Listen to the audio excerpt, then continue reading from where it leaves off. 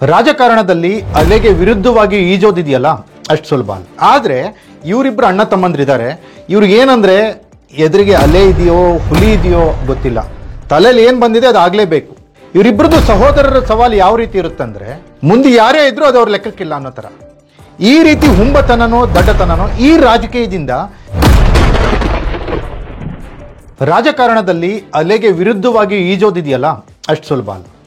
ಅಲೆಗಳ ಮುಖಾಂತರ ಸಾಗಿ ಅಧಿಕಾರವನ್ನು ನಾಯಕತ್ವವನ್ನು ಗಳಿಸೋದಿದೆಯಲ್ಲ ಅದು ಸುಲಭ ಅಂತಲೇ ಎಲ್ಲರೂ ಅಂದ್ಕೊಂಡಿರ್ತಾರೆ. ಆದರೆ ಇವರಿಬ್ಬರು ಅಣ್ಣ ತಮ್ಮಂದಿರಿದ್ದಾರೆ.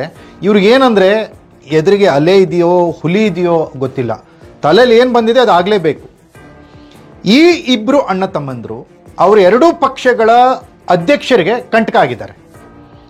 ಇಬ್ಬರು ಅಣ್ಣ ತಮ್ಮಂದಿರಿಗೂ ಕಂಟಕ. ಕಾಂಗ್ರೆಸ್ ಅಧ್ಯಕ್ಷ DK ಶಿವಕುಮಾರ್ ಅವರಿಗೆ ಸತೀಶ್ ಜಾರಕಿಹೊಳಿ ಕಂಟಕ. ಈ ಕಡೆ BJP ಅಧ್ಯಕ್ಷ BY ವಿಜಯೇಂದ್ರ ಅವರಿಗೆ ರಮೇಶ್ ಜಾರಕಿಹೊಳಿ ಕಂಟಕ.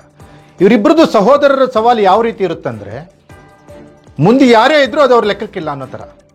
ಈ ರೀತಿ ಹುಂಬತನನೋ ದಡ್ಡತನನೋ ಈ ರಾಜಕೀಯದಿಂದ ಇವರು ರಾಜಕೀಯಕ್ಕೆ ಕಳಂಕನೋ ಕಂಟಕನೋ ಅನ್ನುವಷ್ಟು ಹೆಸರು ಮಾಡ್ತಾ ಇದ್ದಾರೆ. ಇದು ಇವತ್ತಿನ ಬಿಗ್ ಎಕ್ಸ್ಪೋಸ್ಡ್ ಸ್ಟೋರಿ. ನೆಲ ಜಲ ಭಾಷೆಗಾಗಿ ಪ್ರಾಮಾಣಿಕ ಪತ್ರಿಕೋದ್ಯಮ. ನೀವು ನೋಡ್ತಾ ಇದ್ದೀರಿ ಫೋಕಸ್ ಟಿವಿ. ನಾನು ಹೇಮಂತ್.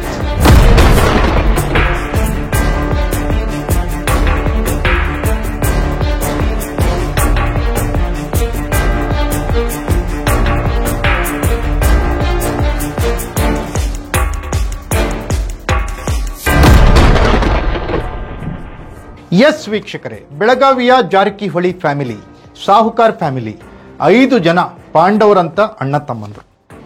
ರಮೇಶ್ ಜಾರಕಿಹೊಳಿ, ಸತೀಶ್ ಜಾರಕಿಹೊಳಿ, ಬಾಲಚಂದ್ರ ಜಾರಕಿಹೊಳಿ, ಲಖನ್ ಜಾರಕಿಹೊಳಿ, ಭೀಮ್ಸಿ ಜಾರಕಿಹೊಳಿ.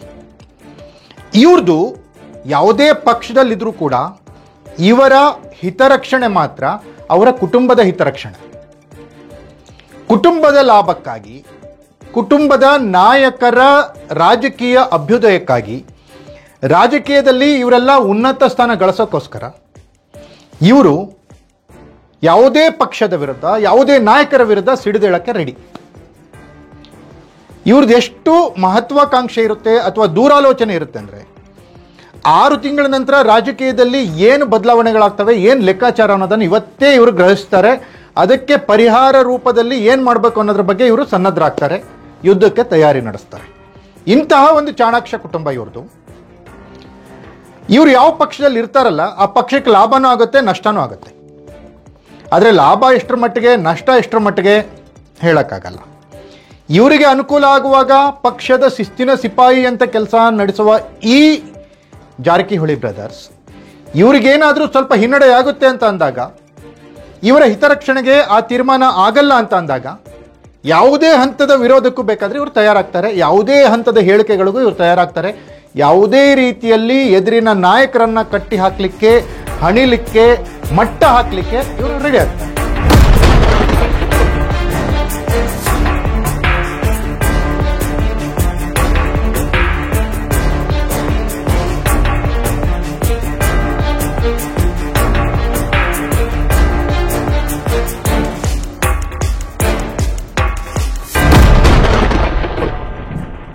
ಈ ರೀತಿಯ ರಾಜಕೀಯ ನಡವಳಿಕೆಗಳಿಂದ ಜಾರಕಿಹೊಳಿ ಫ್ಯಾಮಿಲಿ ರಾಜ್ಯದೆಲ್ಲೆಡೆ ಹೆಸರು ಮಾಡಿದ್ದಾರೆ.